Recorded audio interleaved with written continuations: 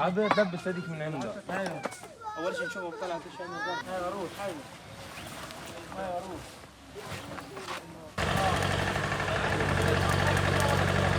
ماشي يا ابو عيد.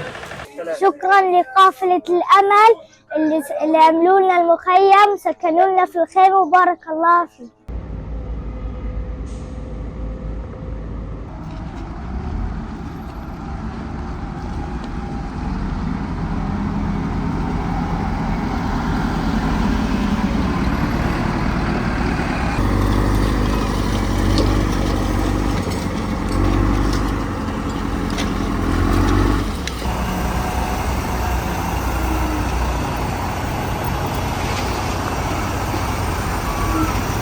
هاي مدحت اجاب يلا.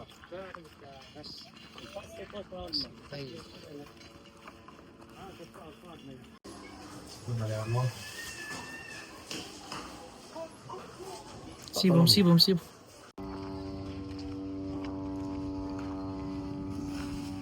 نشكر مود كرفان وبارك الله فيكم على هذا الطعام.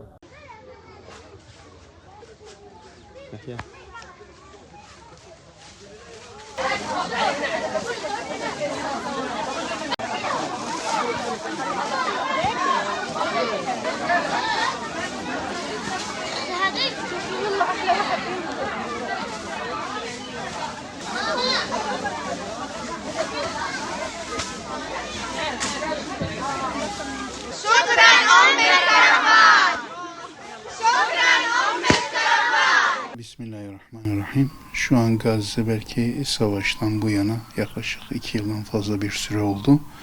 En zor günlerini yaşıyor. Yaklaşan bu kış aylarından dolayı ki geçen gün çok şiddetli yağışlar oldu.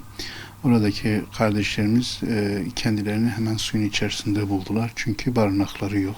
Siyonist çete Gazze'nin hemen hemen %90'ındaki bütün binaları yıkmış durumda. Oradaki kardeşlerin ciddi bir şekilde barınmaya ihtiyacı var. Bu konuda bizim zaten çağrımız vardı. Hızlı bir şekilde bizim pozisyon alıp oradaki kardeşlerimize başta belki çadır, daha sonrası için bu kışı rahat atlatabilmeleri için konteynerlerin ulaştırılması gerekiyordu. Bu konuda özellikle biz diğer yardım kuruluşlarıyla beraber çalışmalar da yapıyoruz. Şu an Mısır'da bekleyen belki 10 binlerce konteyner var hazır halde. Çünkü önceki ateşkes döneminde bunun startı verildi.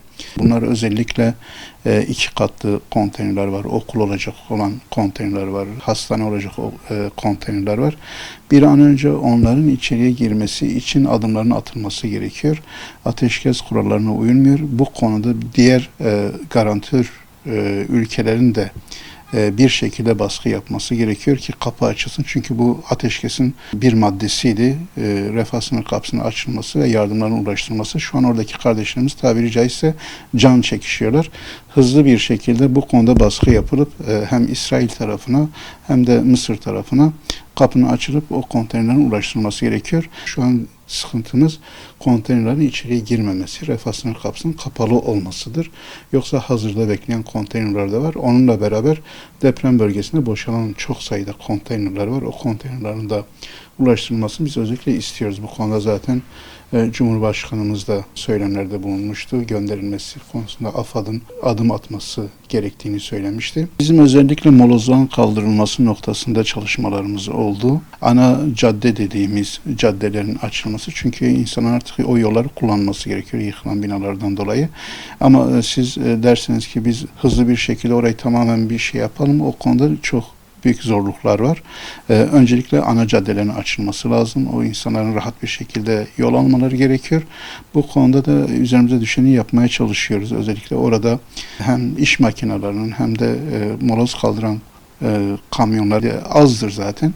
Bu konuda çalışmalar yapıyor. Geçen günlerde bu çalışmayı yaptık. Devam ettireceğiz. Ama öncelikli olarak oradaki kardeşlerimize bizim barınak yetiştirmemiz gerekiyor. Yani burada sivil toplumlar yetersiz kalır. Yani çünkü devletlerin imkanları daha iyi. Biz hatta geçenlerde AFAD'ı bu konuda ziyaret ettiğimizde gördük ki hazırlıkları var. Yani orada alınan onlarca kamyon vardı, kepçe vardı, iş makineleri vardı. Onların da içeriye girilmesi için onlar hazırlıklarını yapmışlardı. Şu an sıkıntımız şu, içeriye bunlar izin verilmiyor. içeriye izin verilmesi noktasında devletlerin baskı yapması lazım. STK'lar zaten sahadaki diğer ihtiyaçları giderme noktasında üzerlerine düşeni yapmaya çalışıyorlar. Çünkü hem kuzeyde hem ortada hem de güneyde gerek kurulan aşevleriyle, gerek işte oradaki belki düzenli bir fırın değil ama oradaki bacılarımızın evlerinde bile ekmek pişirmekle onların ihtiyaçlarını karşılamaya çalışıyorlar. Böyle bir çalışma var. Bunu STK'lar idare ediyorlar ama devletlerin o ağır olan işlerde özellikle molozların kaldırılması, iş makinelerinin içeriye girmesi noktasında üzerlerine düşeni yapmaları gerekiyor. Bu konuda da baskı oluşturmak gerekiyor.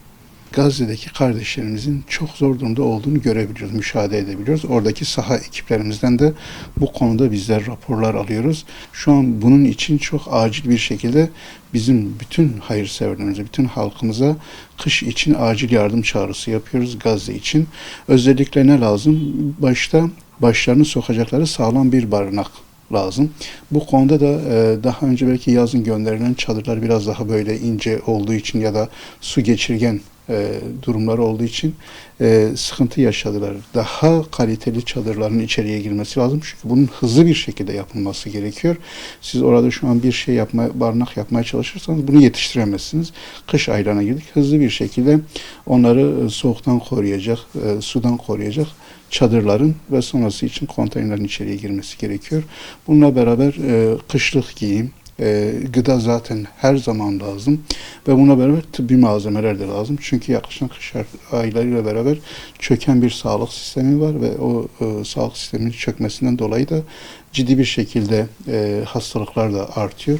Onun için de önlemlerin alınması gerekiyor. Hem ilaçların içeriye girmesi gerekiyor hem de hastanenin hızlı bir şekilde hizmet verebilmesi için onarılması gerekiyor.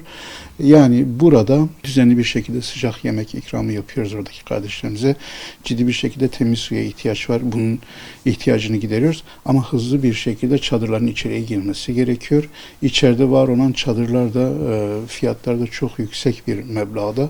Onların da tedarik edilip orada kurulup oradaki kardeşlerimize teslim edilmesi gerekiyor. Bu konuda da bizler gayret sarf ediyoruz. Halkımıza çağrımız bu kış aylarında Gazze'deki kardeşlerimizi unutmayalım. Bu sadece onlara yardım değil, onların hayata tutunmaları için atılacak bir adımdır. Ciddi bir şekilde bizim gayret sarf etmemiz gerekiyor.